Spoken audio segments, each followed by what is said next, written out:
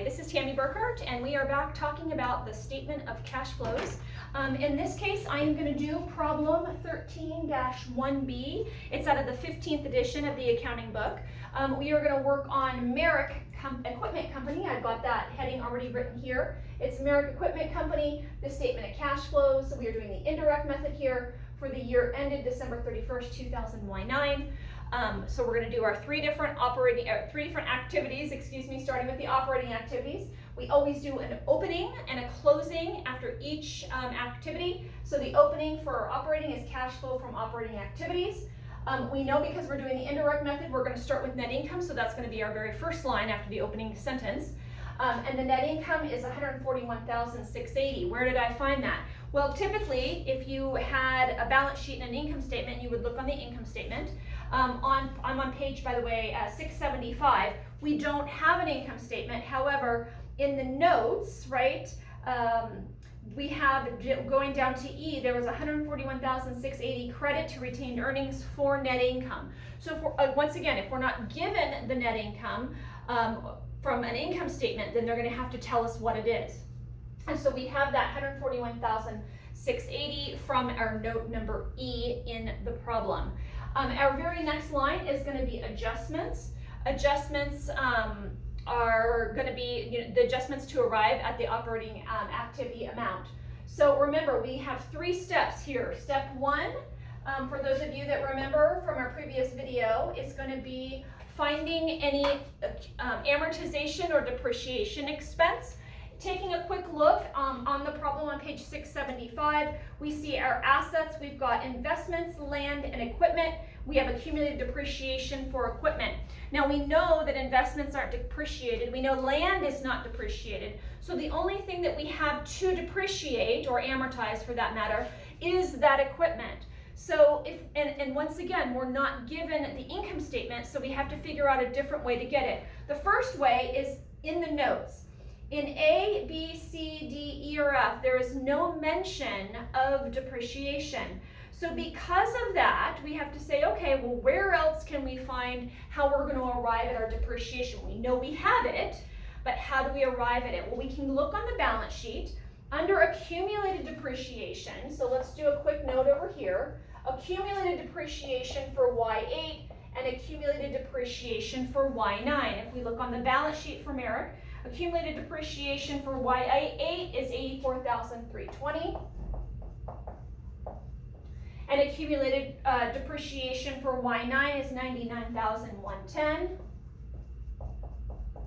So we're just going to take the difference. So you'll see that accumulated depreciation went from $84,320 to $99,110. So that's going to be a difference of $14,790.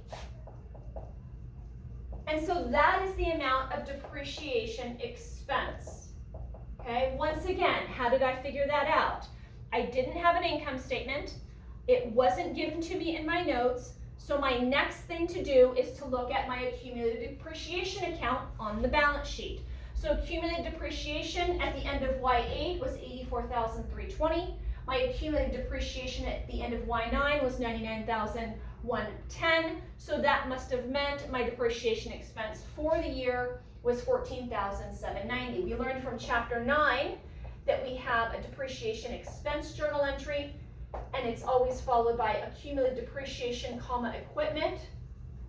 And so this is where that $14,790 came from.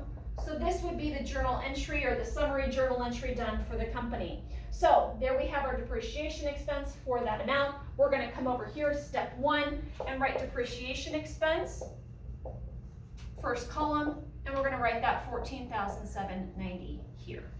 Okay? So we don't have any other depreciable assets, we don't have building, and we don't have any intangible assets, nor is there a mention of amortization.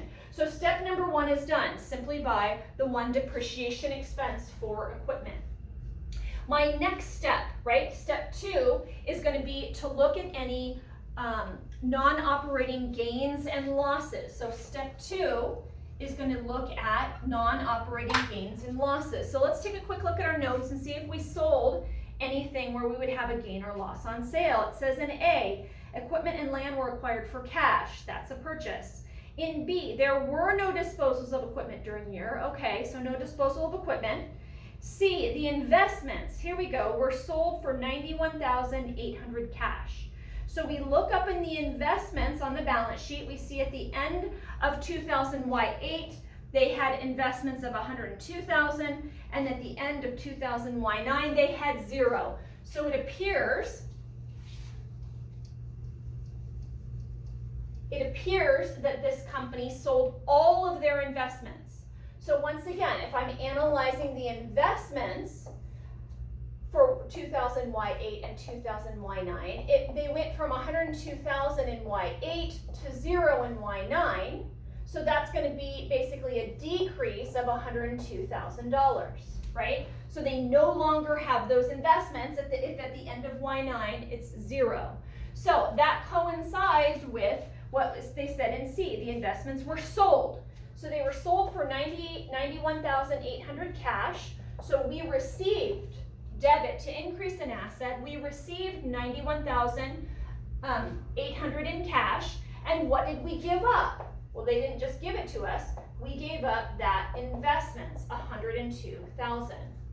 So we know now that our debits cannot equal our credits. We learned from chapter 9 that if you have a difference and you're selling an asset like a property, plant, and equipment, or in this case investments, that you have a gain or a loss on the sale. In this case, because you need a debit to make this balance, it's going to be loss on sale. So I'm going to debit loss on sale for the difference. That's going to be, what is it, $10,200. And there's our loss on sale. So that is a non-operating loss. We are not in the business of investments, but it is yet an asset that we had that we sold. So that would go on the income statement as other revenue or loss in this case. And so because of that, that's going to be a non-operating gain or loss. So I'm going to come over here in step 2. I'm going to write loss on sale. We can also write loss on sale of investments for that $10,200. Now we know we always add back depreciation and amortization expense. Same with the loss. So just like depreciation was reduced, taken away from revenue to arrive at net income, the loss on sale was also taken away from revenue to arrive at net income. So we are going to add those both back. So both of those are going to be positive numbers. Now, step 3. Step 3, and our final step for the operating activity section, is all of our changes in current assets and current liabilities. Our changes in current assets and current liabilities. So we're back to the book on page 675. We skip cash, right? Because we're going to reconcile that at the end of the statement. We're now down to accounts receivable. Accounts receivable went from $188,190 to $207,230. That was an increase. So I'm going to write down here under step 3, increase in accounts receivable. Okay, and that increase amounted to $19,040. Now we know from our previous lecture that if we have an increase in a current asset, that's going to be subtracted. So I'm going to subtract that increase in accounts receivable. Okay, moving on, I'm back to the book. My next current asset is inventory. Inventory went from $289,850 to $298,520. Once again, that's an increase.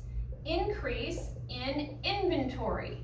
Okay, increase in inventory. So that increase in inventory is $8,670. I'm going to write that here, $8,670. And since that is also an increase, that will also be subtracted to arrive at the operating activities amount. Back to the book.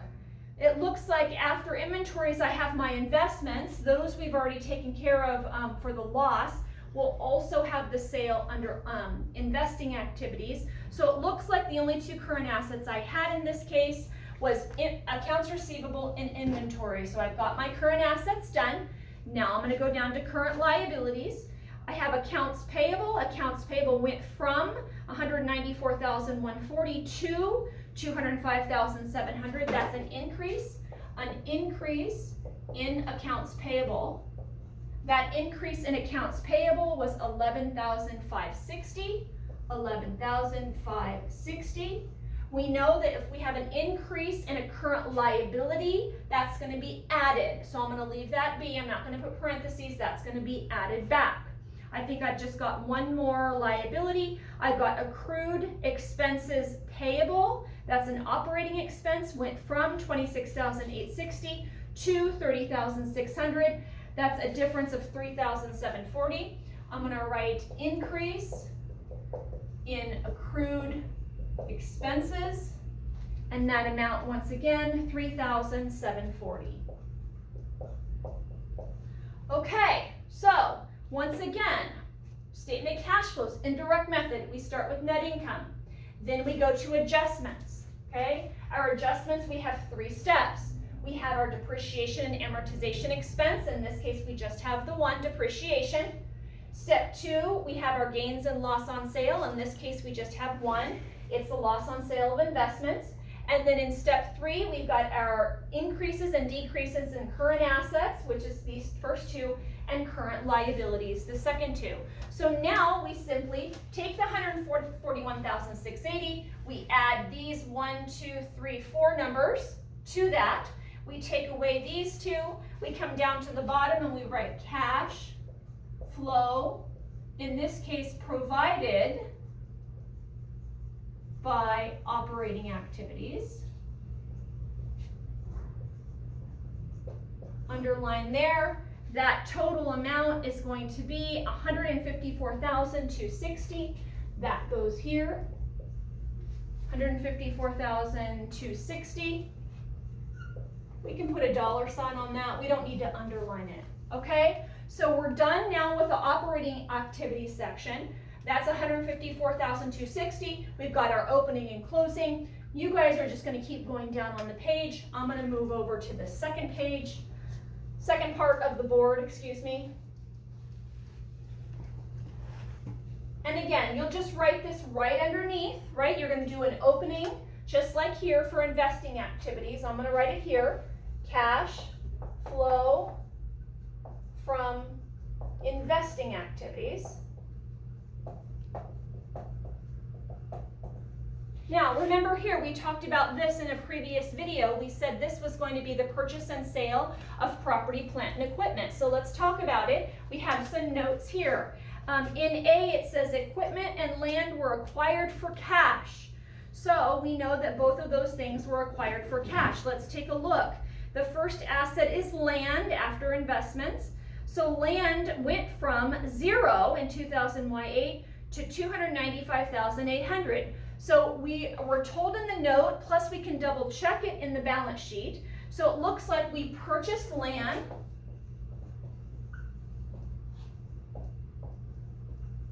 We purchased land for 295,800.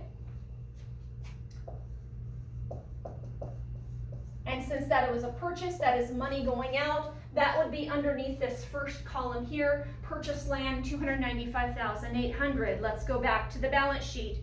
Equipment. Equipment went from 358,020 to 438,600. That is an increase of 80,580. So it looks like we also purchased equipment for 80,580. Again, that is money going out, a purchase, so that's going to be subtracted.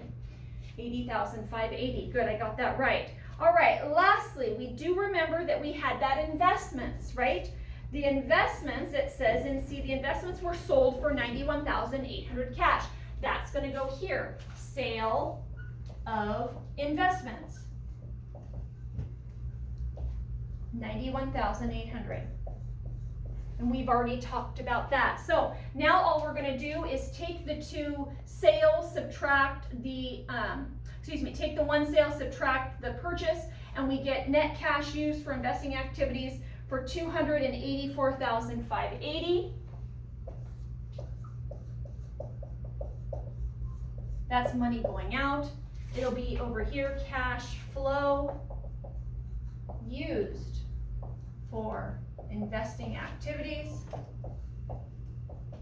284,580 those three numbers combined. Now, let's take a quick look. Here it says cash flow provided by. So you would use the words provided by if it's a positive number, meaning this activity is providing cash for the company. You would use the word used for. If it's a negative number, that's because we used the cash for this investing activity here. One more activity. Let's do the opening. We'll skip a little bit of a line. Cash flow from financing activity. Now remember, there's only two inflows and two outflows that we're looking for here. We already saw one in D. D says the common stock was issued for cash. Common stock is an equity item. The common stock went from 102,000 to 202,000, so that's an increase of 100,000. But look, the paid in capital went from 204,000 to 354,000, so that's an addition of 150,000. So once again, we have the sale of stock. The sale of stock, we had 250,000. Okay, I'll put in parentheses here, we got 100,000 from the stock, plus we got 150,000 from the paid in capital. So this is the paid in capital, and this is for the sale. Okay, so we're going to add those two together to get the total amount of 250, which is what our shareholders gave us to purchase our stock. So once again, we're going to combine those two together. It does tell us that there was a payment of dividends. In F, it says there was a 102,000 debit to retained earnings for cash dividends declared. So I'm going to come up over here, hopefully you can still see it, under dividends payable. Now, when the note tells us, like it does in F, there was 102,000 debit to retained earnings for cash dividends declared, that is not cash dividends paid. So because of that, we have to go back up and look at dividends payable. Dividends payable went from 20,400. That was 2000 Y8. I'll write it here. That was from Y8. At the end of the year, so at the end of Y9, our cash dividends payable were 25,500. So we've done this computation before. So that is an increase. However, it tells us in F, there was a $102,000 debit to retained earnings for a cash dividends declared. So that 102,000 is going to be here. 102,000 goes here. Because why? To declare a dividend, here's the journal entry. You're going to debit dividends and credit dividends payable. So if we declared a dividend for 102,000, we credited dividends payable for 102,000. So now we have three numbers all on the credit side, right? So we must have done something on the debit side to get this 25,500 to be the end result. So we have to do another little bit of math. So we had 122,400 before the payment of dividends, and so now we just have to take the difference between these two, and that's going to be the dividends that was paid. So the difference between 122,400 and 25,500 is 96,900. That's going to be the dividends that was paid. So we're going to come down here, we're going to write dividends paid,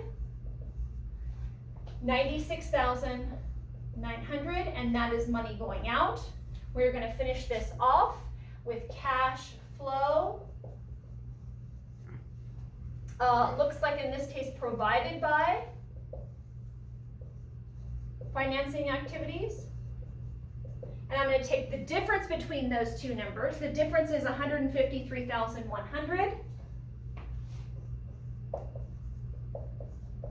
All right, so now we've done our opening and closing, right, for operating activities, opening and closing for investing activities, opening and closing for financing activities, and now we have 3 lines left.